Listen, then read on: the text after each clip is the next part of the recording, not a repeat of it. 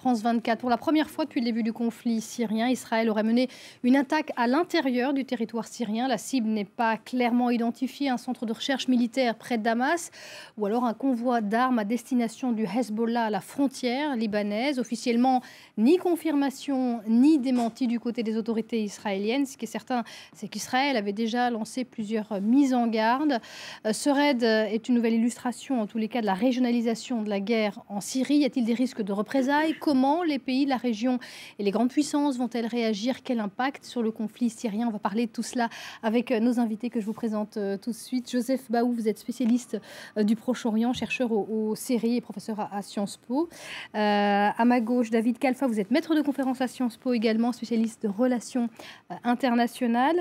David Rigoulero, vous êtes chercheur à l'Institut français d'analyse stratégique, spécialiste notamment de l'Iran et de ses rapports avec les pays arabes. Et puis Tam Bassan, vous êtes franco-syrien et professeur de géopolitique et de géostratégie. Et puis, on sera également en duplex avec Hicham Jaber, en duplex de Beyrouth. Vous êtes ancien officier de l'armée libanaise.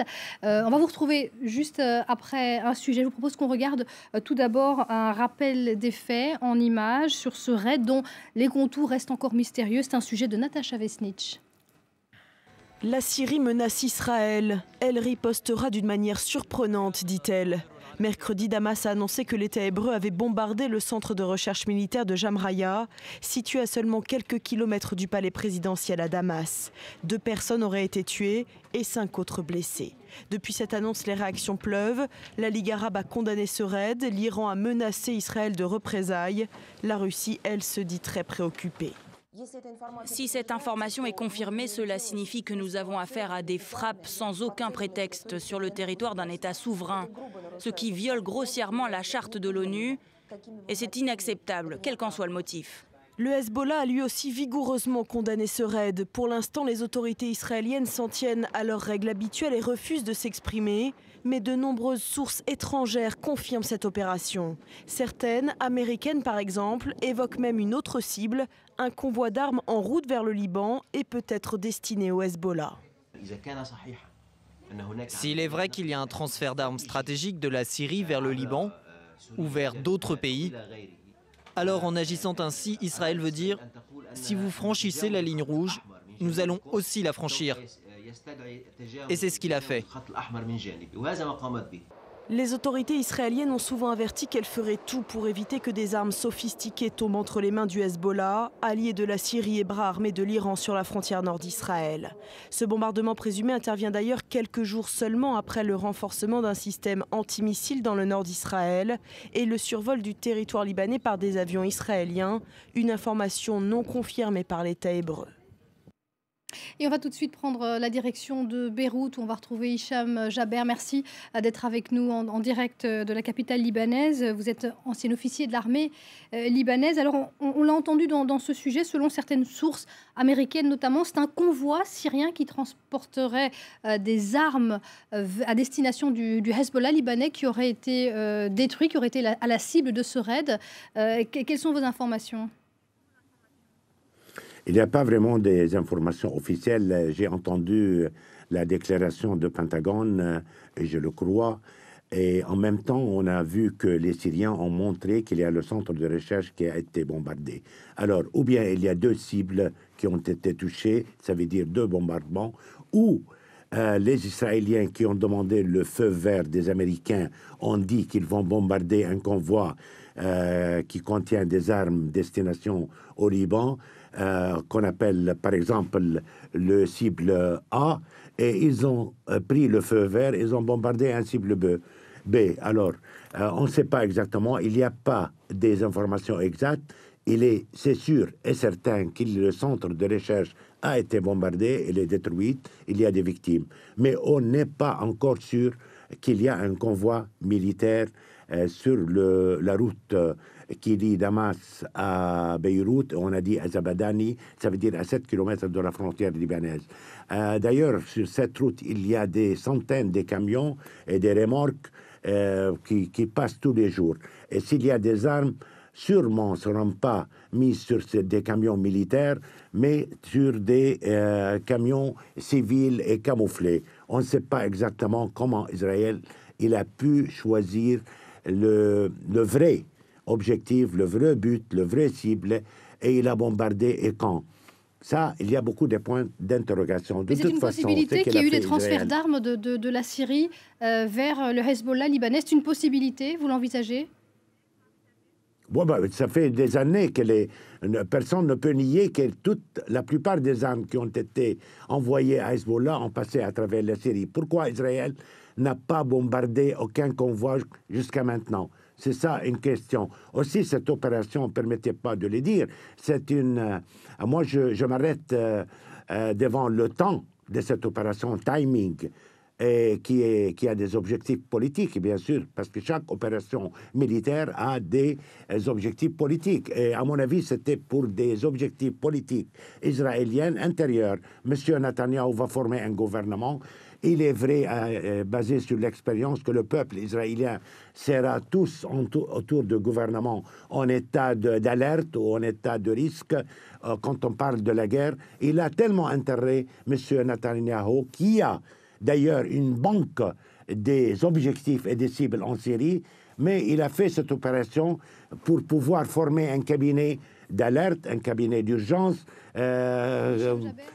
surtout qu'il est sorti des élections un peu déçu. Deuxièmement, M. Netanyahou, qui a fait bâtir son leadership parce qu'il a parlé d'une opération militaire contre l'Iran depuis 2 ans. Il vient de dire avant-hier que Israël ne peut pas faire une opération militaire contre l'Iran et il a compté sur les Américains et il compte toujours. Alors maintenant, à mon avis, il a choisi un objectif syrien pour ses objectifs, un cible syrien pour des objectifs politique. Hicham Jaber, merci. Vous étiez en direct de Beyrouth sur France 24. Alors, je vais revenir vers nos invités en plateau. Joseph Baou, on a d'abord un doute sur la cible réelle. D'ailleurs, ça peut paraître assez surprenant de l'extérieur qu'on ne sache pas exactement ce qui a été frappé, qu'il n'y ait pas d'image ou d'informations plus précises. Est-ce que c'est ce centre de recherche militaire ou est-ce que c'est ce convoi en direction de la Nous, sur ce plateau, je crois qu'on n'a aucun moyen de confirmer exactement la véracité ou l'exactitude de la cible. Il faut prendre les informations qu'on a, ce qu'on entend. Je pense personnellement que l'hypothèse ou disons la pertinence de la frappe contre un convoi du Hezbollah ou en direction du Hezbollah est tout à fait plausible. Comme l'a dit le général Jaber, fait des années, même des décennies que cette route d'approvisionnement du Hezbollah est en place, donc pourquoi pas, d'autant plus que, alors c'est peut-être là où on en vient à la frappe plus particulièrement, que Israël a déjà dit depuis des mois, et ce n'est pas nouveau, donc ce qui s'est passé hier n'est pas vraiment une surprise, que dès qu'il y aura franchissement alors d'un seuil quantitatif et qualitatif du transport d'armes à partir de la Syrie vers le Hezbollah. Au début, on parlait de chimique. Hier, on a parlé de SAM 17, qui était en fait un game changer, comme on dit, c'est-à-dire d'armes qui pouvaient changer les règles du jeu de la suprématie israélienne au-dessus de l'espace aérien libanais. C'est-à-dire qu'Israël a déjà dit que lorsqu'il y aura transport de matériel qui pourrait changer les règles du jeu avec le Hezbollah, elle agirait en coupant cette ligne d'approvisionnement. Donc cette première hypothèse est vérifiée par la logique. L'hypothèse de la frappe contre le centre de recherche, moi je la prendrais avec beaucoup plus de pincettes et je la mettrais dans une logique politique. Parce que d'abord, le centre de recherche n'est pas très important. Il y a des centres de recherche sur le chimique et le bactériologique en Syrie. Ce n'est pas ce qui a été atteint. Deuxièmement, je crois qu'on aurait su, si un centre de cette importance avait été frappé, le fait que les autorités syriennes veuillent mettre l'accent sur ce centre-là et non pas sur le convoi d'approvisionnement, montre que politiquement, ils ont envie aussi de montrer que la Syrie, comme État de résistance, de confrontation, etc., est la cible de la vindicte israélienne. Et d'ailleurs, le verbiage, le verbe syrien est très intéressant puisqu'elle accuse Israël et ses alliés sous-entendu, et c'est même pas sous-entendu le Qatar, la Turquie, etc., d'avoir effectué la frappe. C'est-à-dire que et c'est là où on sort, si vous voulez, de l'énigme opérationnelle pour venir aux politiques. Je crois que cette opération, elle a, comme l'a dit le général, des timings très particuliers. Il y a d'abord le fait que la question syrienne était devenue de plus en plus régionalisée et internationalisée. La deuxième chose, c'est qu'il y a de plus en plus cette crainte du chimique et peut-être de matériel très sophistiqué qui est en train de déborder de la case syrienne. Et il y a, troisièmement, des choses qui étaient intéressantes il y a quelques semaines, c'est-à-dire d'une part la multiplication des déclarations israéliennes et américaines, mais surtout, il y a quelques jours, la déclaration iranienne très importante qui dit « Bachar al-Assad est une ligne rouge pour nous, toute attaque contre la Syrie est une attaque contre l'Iran ». C'est là où peut-être aussi il faut se demander si l'acte israélien n'est pas aussi un acte indirect, un billard à trois bandes, en direction du Hezbollah, de la Syrie et de l'Iran, en disant « Nous, les lignes rouges, on est prêt à les bousculer. Si vous voulez faire de la Syrie le champ de la confrontation, bon, on est prêt à y aller. » Donc je crois qu'il faut mettre tout cela en contexte. Je terminerai sur une question, on y reviendra. Si le flux d'armes qui est en train de sortir, d'être déstocké par la Syrie en direction du Hezbollah, devient important, il s'avère qu'il est important dans les jours qui viennent, on le saura, ça veut dire aussi que le régime commence à sentir que la terre s'effrite sous ses pieds et qu'il est en train de sortir, disons, les bijoux de famille pour aller les mettre quelque part de plus sécurisés, peut-être. Tan Bassane, on a entendu beaucoup de critiques internationales par rapport à ce raid. Si c'était confirmé que c'est bien un convoi d'armes sophistiquées à destination du Hezbollah... C'est sûrement pas un convoi. Tout ça, ça fait partie d'un scénario israélien, n'est-ce pas, qui vise à jeter de l'huile sur le feu. Toute l'affaire des armes chimiques, c'est du bluff.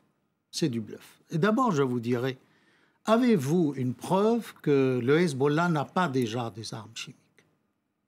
Qu'est-ce qui vous fait dire que c'est maintenant que la Syrie va passer ses armes chimiques au Hezbollah? Peut-être que le Hezbollah dispose d'armes chimiques. Moi, je soutiens, voyez-vous, parce que pour moi, c'est du bluff. Hein. Enfin, je ne veux pas entrer dans des détails. Ce serait trop long. Ce qui s'est passé, à mon avis, c'est vrai qu'il y a eu peut-être 2 frappes. Alors, il faut voir que si Israël veut entraîner la Syrie ou l'Iran dans une guerre, parce qu'elle espère bien, avec la Turquie et le déploiement des patriotes, que c'est peut-être un moment pour faire pression sur la nouvelle équipe d'Obama, qui n'est pas pour les guerres, qui est pour des frappes de drones. La nomination, que ce soit de Kerry, de Hagel et de Brennan, ce triumvirat, enfin, passez-moi le terme, penche plutôt vers une autre stratégie vis-à-vis du Proche-Orient, et il y a comme une orientation vers la Chine. Alors, pour revenir au fait même, moi, je crois à la version du gouvernement syrien, non pas que le gouvernement syrien veuille mentir ou cacher quoi que ce soit, parce que dans la banque des cibles, vous voyez, ce qui est dangereux pour Israël, c'est que même par une première frappe, Israël ne pourra pas réduire au silence le feu des missiles Syro-Hezbollah iraniens. Ça, c'est un fait. Or, quel est le meilleur moyen de réduire au silence cette force de frappe de missiles? C'est de paralyser les cerveaux. Alors, vous savez, les missiles syriens, il y a des missiles sur des rampes mobiles. Il se peut très bien qu'à côté de ce centre de recherche, il y ait des rampes mobiles qui ont été bougées. Vous savez que c'est comme en France. On a la patrouille de France, on a des avions qui survolent tout le temps la France. Mais en Syrie, aujourd'hui, vu ce danger du côté de l'OTAN et comme les frontières syriennes sont une passoire, il y a tous les jours des rampes de missiles qui bougent pour éviter les frappes. Voyez-vous? Alors, c'est peut-être un essai, c'est une cible bien choisie de la part d'Israël parce que ce centre est proche du palais présidentiel, proche du Liban, et il se peut qu'à côté de ce centre de recherche, que je sache, c'est plutôt des administratifs qui sont dans ce centre. Ah, mais il se peut qu'il y ait peut-être des annexes où il y ait des chercheurs. Donc, cette frappe, c'est pour montrer qu'Israël peut frapper. Elle a peut-être visé une rampe de missiles récents, oui, qui ont été délivrés par la Russie ou par l'Iran, où la Syrie fabrique ses propres missiles. Vous voyez donc, la version qui vise à dire que non, il faut avantager l'autre, c'est vraiment une attitude anti-syrienne tout simplement. David Khalfa, mais est-ce qu'Israël, en tous les cas, quelle que soit la cible, ne s'est pas exposé à un risque de représailles? Est-ce que c'est pas dangereux de s'immiscer dans ce conflit syrien, de s'exposer aux représailles de Damas, de l'Iran ou du Hezbollah? Je crois en l'occurrence, s'agissant du risque, de mon point de vue, il s'agit d'un risque calculé. C'est d'ailleurs la raison pour laquelle le gouvernement israélien n'a ni confirmé ni infirmé les frappes. Je crois qu'il faut être sérieux. La thèse du complot israélo-américain ne tient pas la route. Et les arrière-pensées politiques, la thèse d'arrière-pensée politique, je crois qu'elles ne tiennent pas non plus la route pour la simple et bonne raison que c'est que je rappelle que les élections israéliennes ont déjà eu lieu. Et donc si Netanyahou avait voulu renforcer son aile droite en envoyant un message de l'homme fort sur le plan de la sécurité, il aurait ordonné à son armée de frapper ses cibles avant la tenue des élections, d'une part. Et d'autre part, il y a un second point qui me paraissait aussi très contestable, c'est de dire que tout ça relève du bluff. En l'occurrence, l'inquiétude s'agissant de ces armes chimiques, elle est régionale. Ce n'est pas un problème israélien. Ce qu'on sait aujourd'hui, c'est que de sources ouvertes, c'est que le gouvernement israélien s'est entretenu de manière discrète avec ses alliés, notamment les Américains, mais pas uniquement, avec les Turcs, avec les Jordaniens. Les Turcs, je rappelle que la Turquie est limitrophe de la Syrie, et notamment parce que on sait qu'un grand nombre d'armes chimiques, sont des rapports officiels de l'ONU, se trouvent en Syrie, et que ce régime est aux abois, que le pays est au bord du chaos, et que par conséquent, un certain nombre de responsables au sein de la communauté internationale se posent la question. C'est une vision un peu subjective. C'est juste de terminer en fait mon propos. Oui, allez-y, terminez. La pause approche. Je voudrais juste donner la parole à David Rigoleros parce que la pause approche. On n'a plus qu'une petite minute. Est-ce que c'est un message, selon vous, adressé par Israël également à l'Iran, allié du Hezbollah? Dans ce type d'opération, il y a toujours un message. Cela dit, concernant la dimension, le timing politique, je relativiserai comme vous, parce que quand on regarde les opérations, les Israéliens sont très parcimonieux dans les opérations réelles. J'en rappellerai 3 avec celle d'aujourd'hui. C'est le bombardement du site nucléaire de 2007 en Syrie. Pas de commentaire. Deuxièmement, l'usine d'armement au Soudan en octobre. Pas de commentaire. 2012, Troisièmement, l'opération, alors double ou pas, en tout cas, pas de commentaire non plus. Donc, concernant le timing, effectivement, je note quand même que les réunions du cabinet de sécurité ont eu lieu alors que les élections étaient déjà quasiment validées. Donc, on est dans un enjeu de sécurité nationale et pas dans un timing politique. Ce qui ne veut pas dire que Netanyahou n'a pas lui-même, à titre personnel, des ambitions politiques et des calculs politiques. Mais en l'occurrence, sur ces questions-là, dont les enjeux sont considérables pour la sécurité d'Israël, on n'est pas dans un timing purement politique. Il y a vraiment des enjeux réels en termes... Mais moi, j'en ai pas parlé. On va continuer à parler de la deuxième partie. On a été branché sur cette histoire de politique israélienne intérieure. Moi, j'en ai pas soufflé mot. On va faire une petite pause. C'est pas ça le problème. Le problème, c'est d'entraîner la Syrie et on va en reparler dans un instant. Restez avec nous, on fait une petite pause et on reprend dans un instant. C'est un faux débat.